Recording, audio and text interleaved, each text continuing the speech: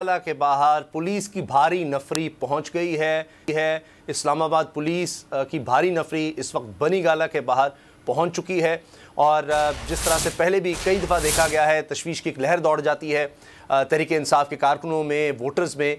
अब एक दफ़ा फिर ये बताया जा रहा मनाजिर भी नज़र आ रहे हैं। अभी बोल न्यूज़ की स्क्रीन पर आप देख सकते हैं कि बनी गाला में इमरान खान साहब के घर के बाहर, उनकी रहायशगाह के बाहर बड़ी तादाद में पुलिस की नफरी पहुंच गई है। और इससे पहले हमने देखा है कि इस्लामाबाद के कई इलाकों में आंसू गैस की शेलिंग की गई है पुलिस की तरफ से। और अभी ये भी बताया जा रहा है कि कुछ जगहों पर एहतजाज ख़त्म भी किया गया है, लेकिन बड़े शहरों में, मुख्तलिफ शहरों में एहतजाज हो भी रहा है। इस्लामाबाद पुलिस की तरफ से भी लोगों से कहा गया कि जी सड़कें ब्लॉक ना करें, एहतजाज आपका हक़ है, लेकिन आमदोरफ्त मुतासर नहीं होनी चाहिए। और इससे पहले इलेक्शन कमीशन के बाहर भी गिरफ्तारियां भी हुई हैं आज के दिन में। और अब ताज़ा खबर यह है कि बनी गाला इमरान खान साहब की रहाइश के बाहर पुलिस की भारी नफरी पहुँच गई है।